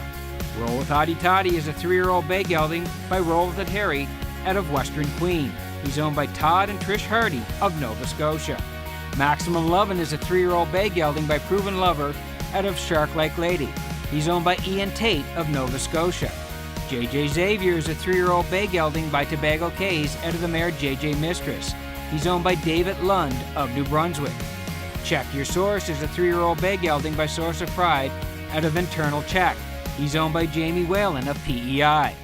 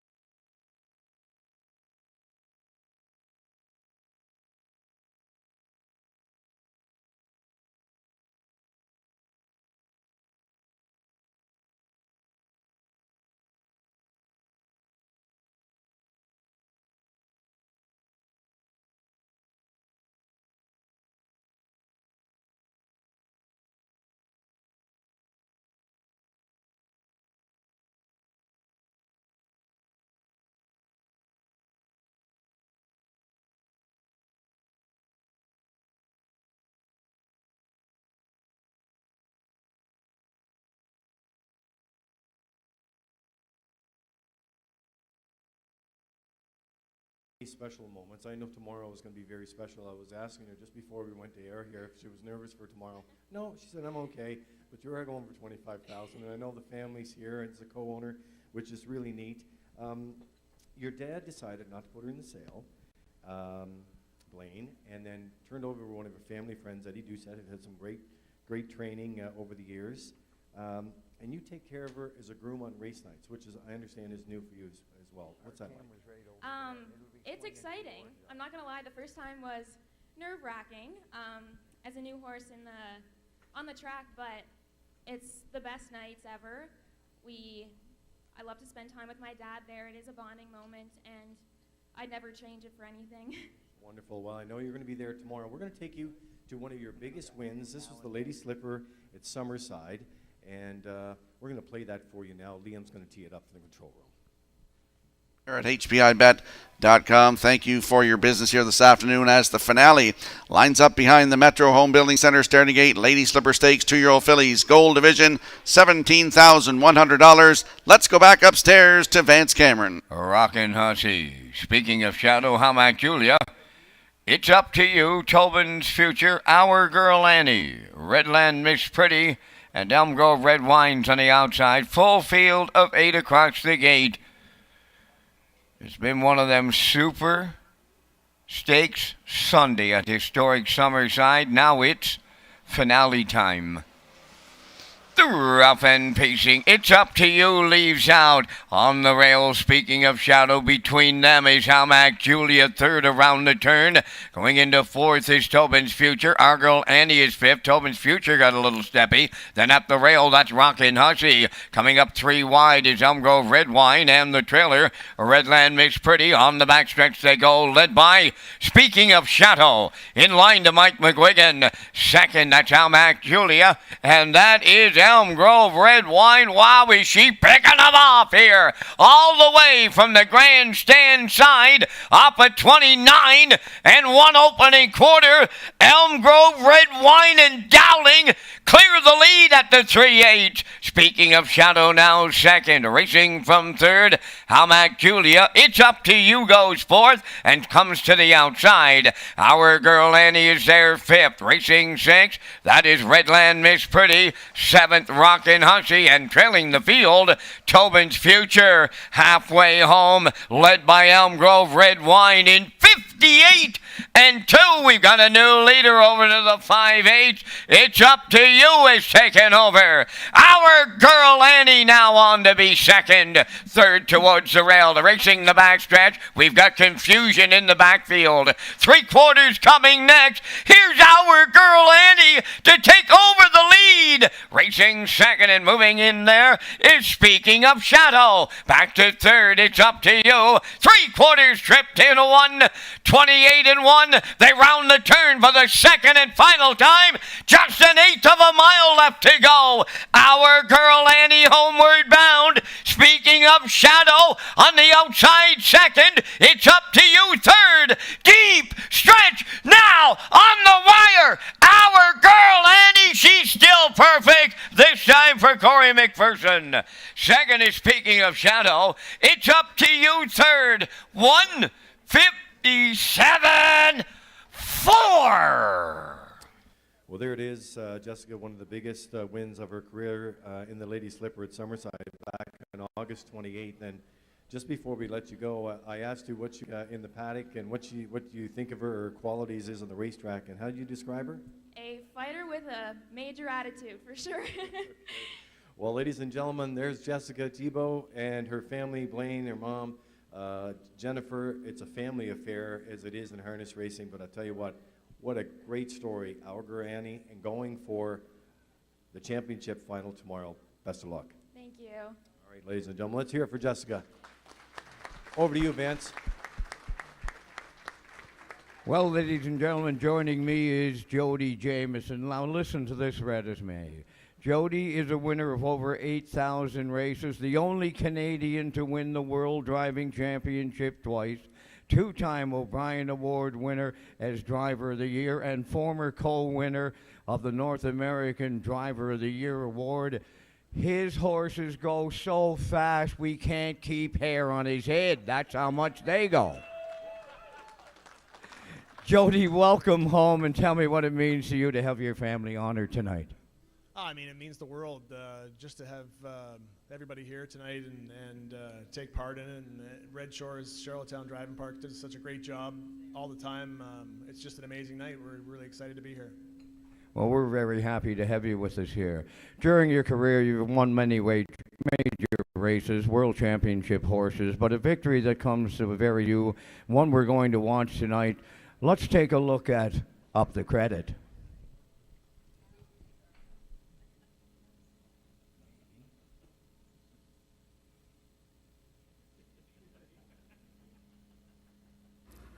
The ring behind the gate for tonight's 7th race, Mohawk Racetrack presents the 28th edition of the Pepsi North America Cup. Here they come. Often pacing and Roll with Joe gets first call off the wings as Randy Waples sends him after command. From the inside, Powerful Mist with the whip over his back, leaving out alertly. Big Bad John is going to back up behind this early speed battle, and speedy it is into the first turn. Powerful Mist and Dave Miller driven to the front. Roll with Joe will dodge a bullet and get in that pocket spot. The inside third belongs to Big Bad John. He lets things settle, and now Brett Miller pulls the trigger. Here's the quarter, it's 26-2. Meanwhile, back there racing fourth is Up the Credit off the speed from 5th is Shady Shark Hanover. Racing 6th is Big Jim. 7th as they hit the backstretch, that is Rockabilly. Further back to be along from an 8th is Stablemate 18. And the back two in the group, Dutch Richmond and Foreclosure. The leader as they move across the backstretch in Cup 28 is Big Bad John. Big Bad John leads at a length and a half. Pocket sitting second, Powerful Mist. Third at the inside continues Roll with Joe, and up the credits first over now from in fourth. Shady Shark Hanover will trip out on his cover from in fifth. Half mile of 55 and 2. Big Jim moves out sixth now. He's got some helmets to follow. Sixth on the outside, though a bit steppy there. Further back towards the inside from in seventh, Foreclosure. Trying to wind up from back in eighth is Rockabilly. He's stalked by 18 and trailing as the field comes to three quarters. Dutch Richmond. Big Bad John says, come and get me. Leads it by a couple of lengths here. Pocket sitting from second, Powerful Mist. Up the credit on the outside, not doing enough from in third. Shady Shark Hanover on his cover from in fourth. 3/4 of a mile in 1:22 and 3. And the Colts come into the stretch for Cup 28. Big Bad John's got all he can handle now. Up the credit, just finding a second wind now for Jameson on the outside. Up the credit, strikes the front. Up the credit, clear by a length. Big Bad John's all out. Here comes Roll with Joe and Waples on the outside from way back. Big Jim. Cup 28 on the line. And it's up the credit for Jameson to win by a length. Second on the outside, Roll with Joe. Then Big Jim was third, 1:49 and 3.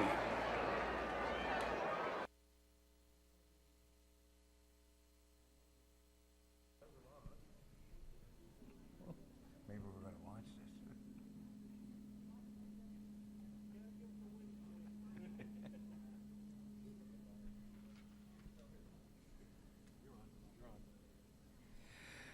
I know the entire East Coast was with you and your dad that night, Jody, without a doubt. And what did it mean to you? Well, it was a huge night because, it was the day before Father's Day, and, it was the first time Dad and I hooked up in a $1.5 million race.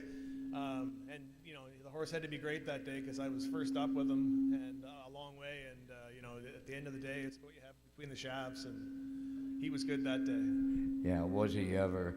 Recently, you had another career highlight, winning the $900,000 Metro Pace with Stockade Sealster, who is owned by PEI natives Sally and Paul McDonald and trained by PEI's Dr. Ian Moore.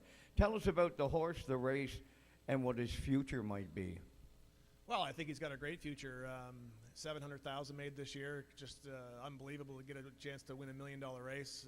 They say 900,000, but I round up to $1 million. So they just an amazing colt. He got beaten his elimination, but I fought with him a lot more than I should have in his elim, and come back in the final. And as people maybe look back, the trip worked out pretty good, and the horse raced huge again.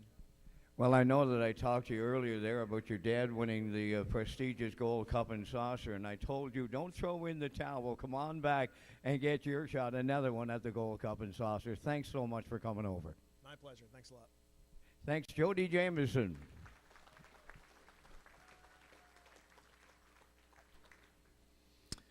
All right, well, thank you very much, Jody. Yes, that's for sure, Vance. One thing I can say about Jody Jameson, I actually had a chance to witness this so many times when he's on the world stage. He is such an ambassador for racing, and he travels the world, travels the country, and he's just always a great interview, and he has a lot to say about owners and the trainers and the other drivers and the grooms, and we'd love nothing more to see him celebrate here in the Gold Cup and Saucer like his dad did, as you said, back in 2007. So, ladies and gentlemen, we'd like to welcome Dr. John Van Leeuwen, Interim Dean of the Atlantic Veterinary College, as we prepare to present the AVC Lifetime Achievement Award. Each year, the host committee selects an individual who has made a significant contribution to the regional harness racing industry. As a regional industry, we have been very fortunate to have so many dedicated breeders, owners, trainers, drivers, grooms, and fans who make the Maritimes such a special place. We have also been fortunate to have very strong volunteer base in horse owners groups, track operations, and various stake programs. Born into a racing family and raised on the harness hotbed of Hunter River, Earl Smith learned his early lessons in the industry from his father Alan and Uncle Emmett Bernard. He opened a public stable at the CDP in 1968, and since that time developed an outstanding list of young horses winning virtually every stakes and invitational event in the region. Earl had a remarkable achievement as being one of only 2 drivers in the history of North American harness racing to record a win in 7 consecutive decades. His legacy includes developing the first sub-2-minute maritime-bred 2-year-old Overnight Storm, USTA Horse of the Year Arrive at 5, as well as numerous stakes champions such as Grampy's Winner, Grampy's Accolade, Dexter's Jane, Dexter's Wine, Denashton Dexter, Charlotte's Brit, Ari's Mary, and Clay Henry. One of the winningest drivers in the history of the island, Earl also shared his knowledge of the industry with countless young people who worked in his stable, many of whom have gone on to successful careers of their own due to his mentorship. We are pleased to recognize a gentleman who has had a tremendous career and is worthy of the Atlantic Veterinary College Lifetime Achievement Award, and it goes to the late Earl Smith. Ladies and gentlemen, let's hear it. Congratulations to Hall of Famer Earl Smith. I'd like to call on Dr. John Villolan of Interim Dean of the Atlantic Veterinary College to present the ABC Lifetime Achievement Award to his family, son Mike, daughter Roxanne, son-in-law Dave, and granddaughter Dawson, who are joining us here this evening. What a fantastic award, and well-deserved.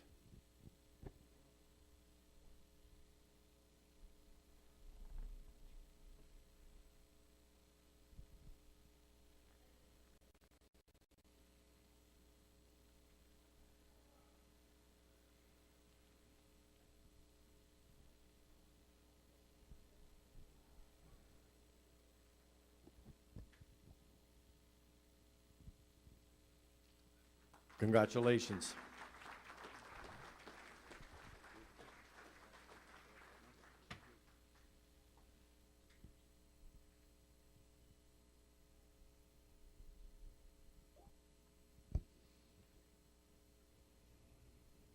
All right, ladies and gentlemen, at this time we are ready to recognize the maritime harness racing families that are with us here tonight, and this is the first time we'll be able to do this in 2 years, so it's very special. And we're going to start tonight from Newfoundland and Labrador with the Ryan family citation. The Ryan family's involvement in Newfoundland harness racing dates back to the early 1960s with the construction and opening of the original St. John's Trotting Park. Eugene was involved in many early members clearing for land and preparing the track for its opening. Eugene's love of horses and proximity of the racetrack location, practically in his backyard, made it an attraction that he could not resist. It quickly became his passion. He set about learning as much as he could about harness racing and quickly applied that knowledge, become a trusted and well-respected trainer and driver for close to 30 years. Let's find out more about the Ryan family from Scott Chapman of Ocean 100. Eugene was involved in many aspects of harness racing throughout his years at the track. He was the trainer and driver for a number of horse owners, achieving more than 55 wins throughout the years. He recorded his first win in 1974 on Morrow Rice in a time of 2:15. His success took off from there with horses like Adam H., Peter Smith, Big Eppy, Lord Falcon, and Cape Shelley B. The top-notch trotter, Michiana Winner, had a very successful career with Eugene on the bike. In the late 1970s, Michiana and Eugene combined with Humber Arm for a record daily double of $2,019.60, which was the biggest daily double in the Atlantic region that year. For close to 30 years, he was a daily fixture at the barns, responsible for the early morning feeding of approximately 120 horses at a time, 7 days a week, 365 days a year. Evenings were spent training horses. Eugene was known for his dependability, strong work ethic, calmness under pressure, and knowledge. In the early 1970s, Eugene became the primary starter for the raceway. For the next 20 years, on race days, you would hear Eugene's voice bellow from the backstretch, "Come on, come on, let's go, let's go." Eugene's fairness, his willingness to lend a supporting hand to any and all horsemen, and his ease around the toughest of horses earned him the respect and admiration of all. Eugene's young family became regulars at the track from a very early age. His wife, Teresa, was the daughter and sister of another founding family of Newfoundland harness racing, the Dillon family. In the evening after supper, if it wasn't a school night, Teresa would walk their 3 young children, Regina, Sean, and Marlene, down to the barns to help their father. Eugene's last drive was a win on Cape Shelley B in 1989. He was forced to retire from training and starting the following year for health reasons, and sadly, he passed away in 1992. Toward the end of Eugene's harness career, he couldn't have been more proud to witness his son Sean obtain his harness racing license in 1988 and achieve Rookie of the Year that same year. Sean's first win was on Aaron's Dewdrop, a horse he co-owned with his father. Sean has been a successful trainer, driver, and owner for many years with over 60 wins to his credit. Sean has been the sole or part owner of over 25 racehorses. Count Marks took Sean to his fastest win in a time of 2:05.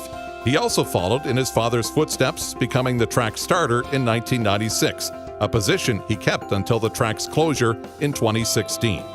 Today, Sean and his wife Bobby, together with their son Brett, continue their involvement retraining retired racehorses at an equestrian facility in Newfoundland. Sean's sister Marlene also caught the harness racing bug and got into the action by participating in amateur races at various matinee days at the track in the mid-1990s. Another sister, Regina, spent some years assisting in the canteen and at the wagering windows.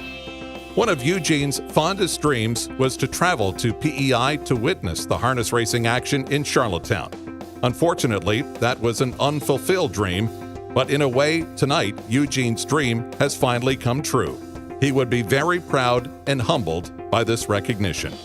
The 2022 Atlantic Breeders' Crown Host Committee and the Newfoundland harness racing community are pleased to recognize the Ryan family for their long and dedicated involvement in standardbred racing. Well, ladies and gentlemen, let's hear it for the Ryan family, all the way from Newfoundland and Labrador.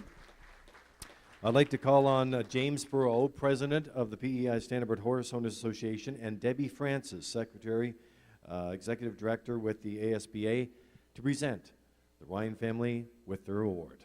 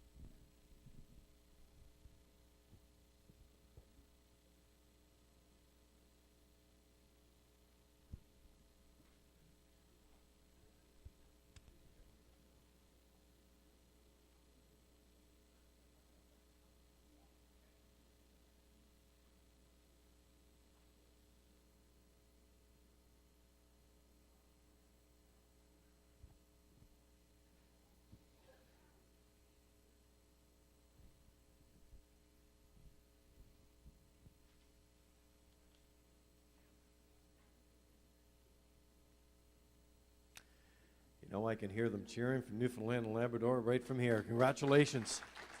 Well done.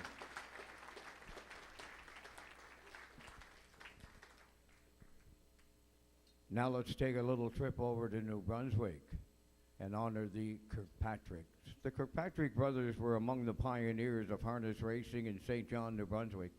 Their involvement began in 1943 with Eldon, Cecil, and Hazen scrapped together $300 and bought a free-for-all pacer by the name of Al Grattan. The brothers were no strangers to working with horse, spent the better part of their lives working with their father's sand and gravel business using horse and wagon. Through this business, the brothers delivered the product used to build the old Moose Path Raceway in St. John. Let's hear more about the Kirkpatrick family from Carrie Wynn McLeod of Ocean 100. With the brothers working 6 days a week, Al Grattan was stabled at home and got his jogging and training on Rothsay Avenue and the mud flats of the Bay of Fundy.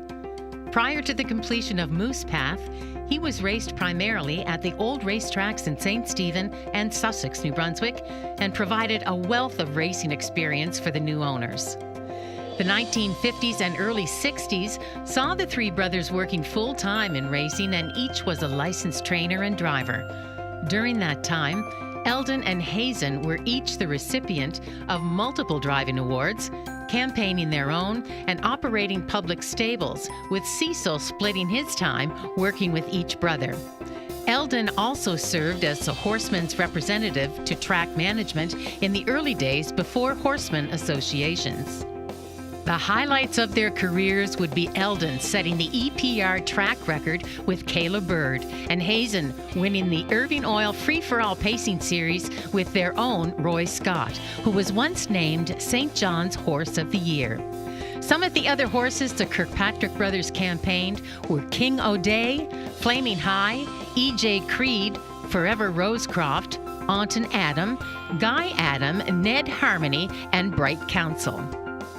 Eldon's son Bob was active in jogging and training, as were Hazen's sons Bill and Jim. Bill went on to become a licensed driver, winning the Top Driver Award in 1961. Meanwhile, the females in the family, wives Lila, Mabel, and Pearl, and daughters Hazel, Shirley, Jean, Betty, and Frances, were providing support in the background and cheering on their husbands and fathers.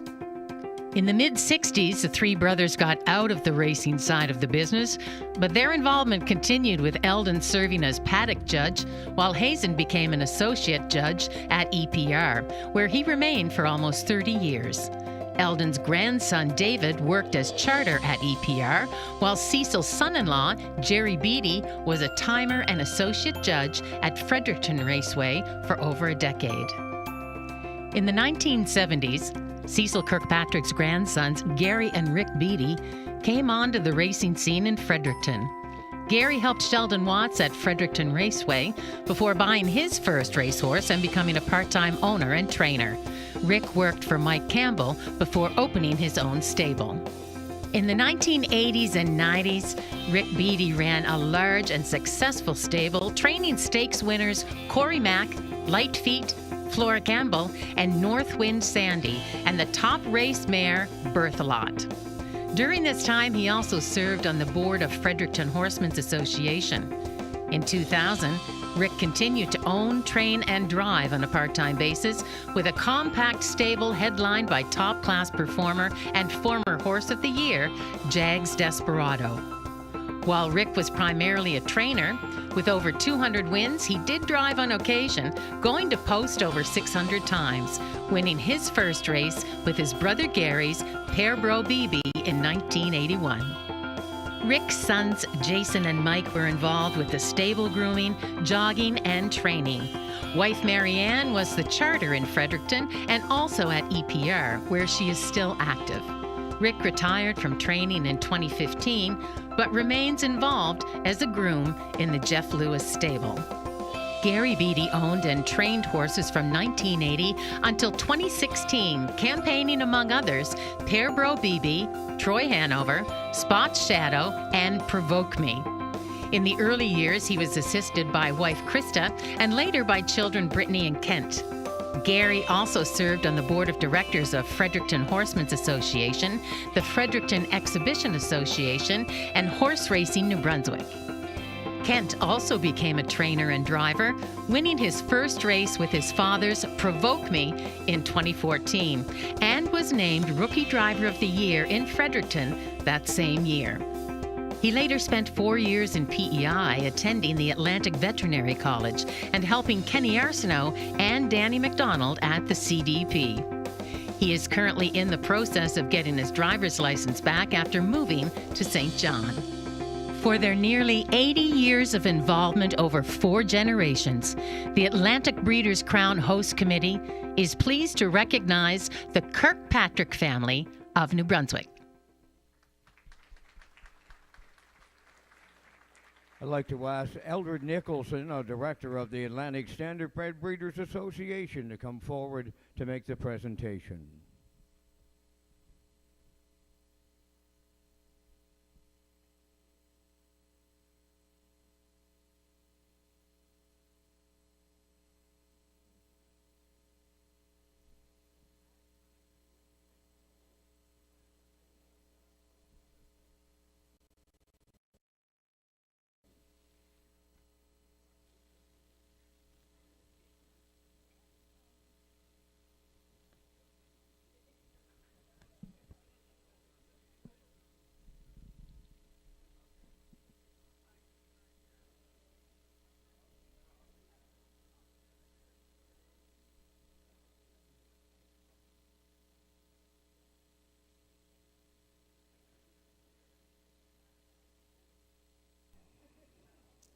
Well, isn't it something else to see such a crowd here tonight, and all the families, and still to come, we have the Jamesons and, of course, the Taylors here in Prince Edward Island. And they come from all over. There's no doubt about that. I would like to take the opportunity while we get the photo and Gail getting everyone in place here to get this special moment captured. I want to say thank you to the Memory Lane Committee, Jerry McCabe, head by Jerry, and Jerry does a tremendous amount of work on the Atlantic Breeders' Crown weekend with the families and getting the history together and the photos as well. And that Memory Lane Committee with Paul Murphy and Dr. Don Ling, now they're here tonight, but you have to go right outside this top of the park to the end of the hall to see Memory Lane. It is something else. And I actually took a video of it, and we're going to put it on the broadcast for you tomorrow as well, but it is a must-see. And so you have an opportunity to go to the Memory Lane display. Make sure you do, because all the families have photos and driving silks and special moments in the Memory Lane display.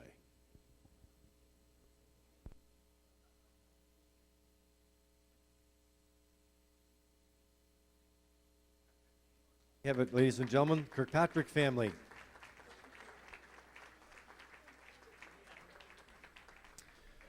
All right, it's time now to honor the Jameson family. The Jameson family of North Wallace, Nova Scotia, have left their mark from grassroots racing to the upper echelons of the standardbred industry. Frank Jameson spent his life as a horseman. He would buy horses, making adjustments to rigging and moving them along for a small profit. He made many a horse deal with good friends Lester Chappell and Frank Daniels. Frank also operated at Matinee Track, Seaside Downs, along with his brother. Wife Pauline even donned the family's green, gold, and brown silks to compete in Power to Puff and Battle of the Sexes races in the 1980s. Let's hear more about the Jameson family from Corey Tremere of Ocean 100. The four boys, Rod, Carl, Freddie, and Ivan, all got their start in the harness racing industry at their father's side and all learned the blacksmith trade from Frank. Roddy spent 5 years working for Stanley Mayhew in the early 1970s before heading out on his own. He established a successful stable at Sackville Downs, becoming one of the top drivers at that track. In 1985, he was the leading driver at Sackville, recording 152 wins on the season. He would capture the Maritime Driving Championship the following year. He curtailed his involvement with the closing of Sackville Downs in 1986 before returning to stakes success with horses such as Let's Travel, Sunny Side of Street, Victor Laszlo, and Sunset Josh. He recorded nearly 1,100 driving victories in his career. Carl headed to Ontario at age 18 to work with the horses before returning home. He would race at nearly every maritime track over the years before heading to Ontario with 5 horses after Sackville Downs closed down. From those meager beginnings, he established a top stable that regularly won their share on the Ontario Sire Stakes circuit. $800,000 winner Elegant Colleen gave Carl his first taste of the Grand Circuit success. Carl parlayed her success with a score of top horses, including Appaloosa Hanover, Breeders' Crown winner Santana Blue Chip, Up the Credit, and world champion Where Are We Needy, among many others. A winner of the O'Brien Award for horsemanship in 2006, he returned home and won the Gold Cup and Saucer that summer with Banner Yankee. He has also established a reputation as one of the most astute judges of pedigrees and developers of yearlings in the industry. In 2013, Carl was inducted into the Canadian Horse Racing Hall of Fame. Fred Jameson got involved as an owner and trainer after moving to Ontario. Fred has found success with stakes-winning trotters like Hibbler, Muscle Galore, Jaw L Express. He also developed $100,000 winner Euphoria Sealster. Ivan Jameson trained and drove his father horses for many years, campaigning all over the region with horses like White Fog and Inasu Direct. Ivan also had success with stakes-winning trotters AC King and homebred Damasio Tequila, the top trotter at Truro in 2009. In recent years, he has purchased the family farm with hopes to returning to breeding standardbreds. A third generation of the Jameson family involvement has been led by Carl's son Jody, a 2-time world driving champion and the winner of over 8,500 races. Jody has been one of the country's top drivers over the past 20 years. In 2010, he set the record for seasonal driving wins in Canada with 796 wins, and he has won the O'Brien Award as top driver 3 times. Jody has captured nearly every major race in the sport, including the Little Brown Jug Tell-All, the North American Cup with his father's Up the Credit, the Maple Leaf Trot with Mr. Herbie and Crazy Wow, and most recently, the $900,000 Metro Pace with Stockade Steelster. Jody's sister Brandy also showed talent around horses before pursuing a career outside the industry. Ivan St. Timothy has raced horses in Western Canada and California and remained involved as an owner in Alberta until recently. In acknowledgement of their decades of involvement and tremendous success in harness racing, the 2022 Atlantic Breeders' Crown Committee and the Nova Scotia harness racing industry are pleased to recognize the Jamieson family.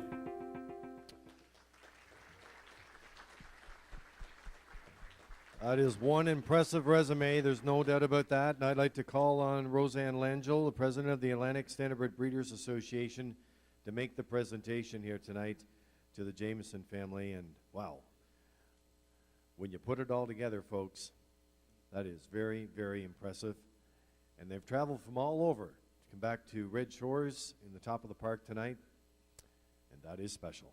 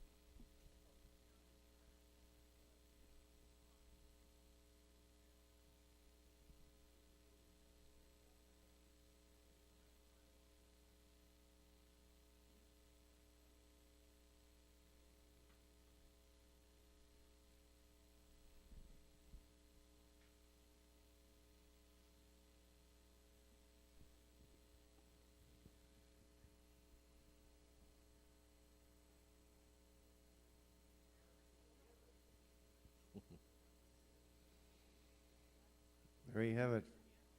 It's quite a photo. Just like on the racetrack, they're not getting any holes even in the picture frame tonight. Not letting anyone in. It's fantastic.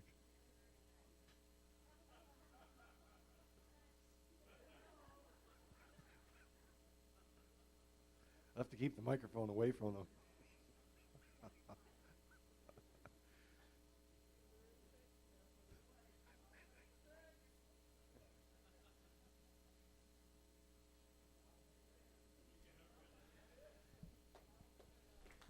Well done.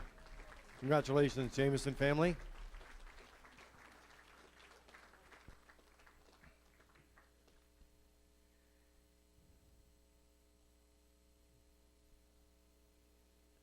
Time to take a little trip to good old PEI.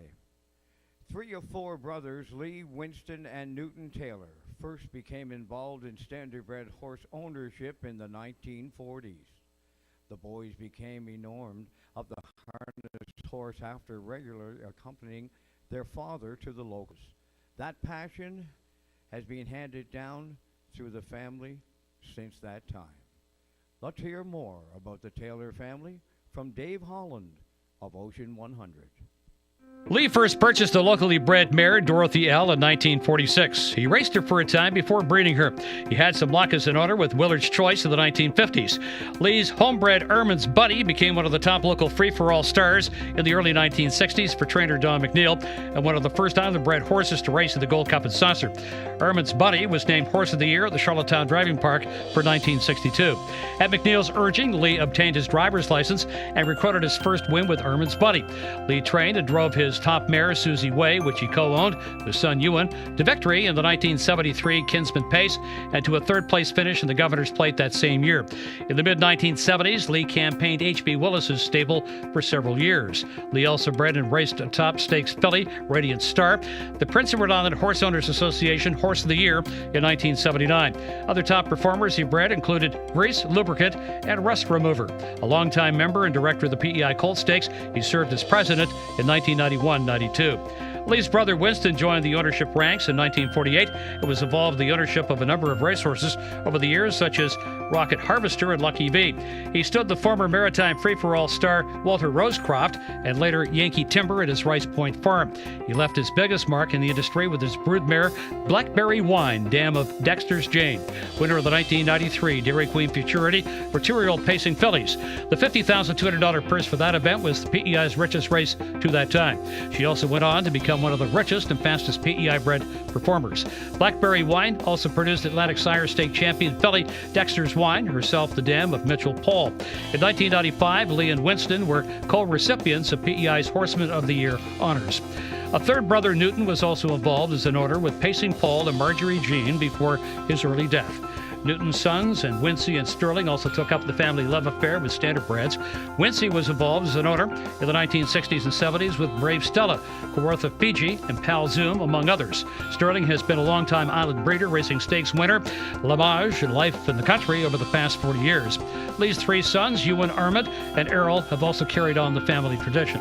Ewan had a short career as a trainer-driver before concentrating on the breeding side of the industry. Ewan's first foray into breeding standardbreds was with the mare Rose Tree, one of the top producers ever in the region, with 9 stakes winners from 16 foals, including Atlantic Sire Stakes champions Hungry Ego and Ego Trip. Ewan also bred such top horses as $500,000 winner Hussy Chaser, along with stakes winners Flying Cowboy and Intersave and Firm Footing, the dam of Firm's Phantom. He also had success as an owner with stakes winners Rather Evasive and Hidden Intentions and the stallion Paris Dexter. That Meadow Skipper stallion also left his mark as the top stallion of the region. Ewan served on the sales committee for the PEI Classic Yearling Sale for a number of years. Ewan consigned yearlings to the very first PEI Select Sale in 1977, and 45 years later remains involved, selling a yearling in partnership with cousin Sterling at yesterday's Atlantic Classic Sale. Armand Taylor was involved in ownership and the breeding ranks as well, standing the stallions Paris Dexter and Scorpion, and breeding some top equine performers including Cabot, Al Dusty, C.A. Mac D, Rum Toddy, and Dexter's Crown. Errol Taylor has been involved as an owner, trainer, and driver for most of his life, driving Blackberry Wine for Uncle Winston and finding success with stakes winner Paris Playboy, among others. For their long involvement and many proud accomplishments in harness racing, the Atlantic Breeders' Crown Host Committee proud to salute the Taylor family of PEI.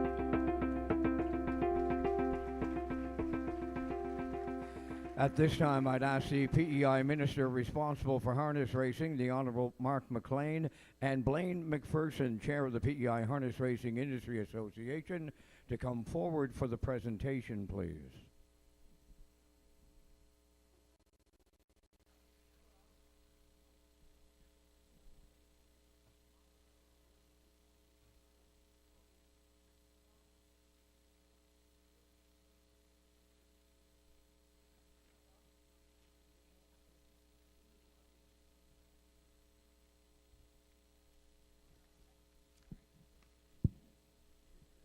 That was certainly impressive as well. And as I said a little earlier, it's been quite a while since, well, 2 years, since we've had the families here together and to celebrate a lifelong passion. And you know, to even qualify for something like this and become the finalist, you have to have at least 50 years of involvement. So that's impressive.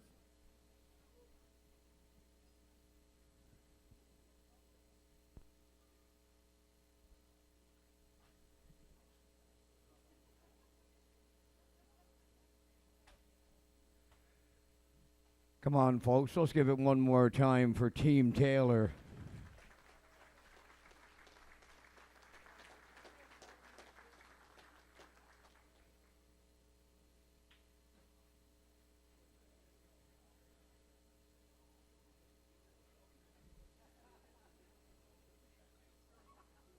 All right, well, there you have it, ladies and gentlemen, the Taylor family of Prince of Rhode Island. And that wraps up the Atlantic Breeders' Crown banquet tonight, presented by the PEI Standardbred Horse Owners Association. We once again want to thank and congratulate all the families, the Ryan family, Kirkpatrick family, Jameson family, and Taylor family. All of the winners here tonight. Good luck to all the finalists tomorrow. And Vance, I have to say, the weather looks good tomorrow. The track's going to be fast. Just know you're going to have a few of those booms all ready to go Well, there.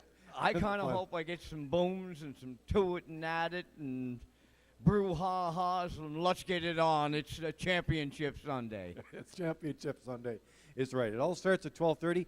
Don't forget the pancake breakfast here tomorrow. I also want to thank Kent Oakes for his continued work and helping us with all the scripts and all the hard work he does behind the scenes. The Red Shores team here tonight, and they're going to be in full force and ready to go tomorrow. Pancake breakfast at 9, memory lane display, and Championship Sunday. Post time is 12:30.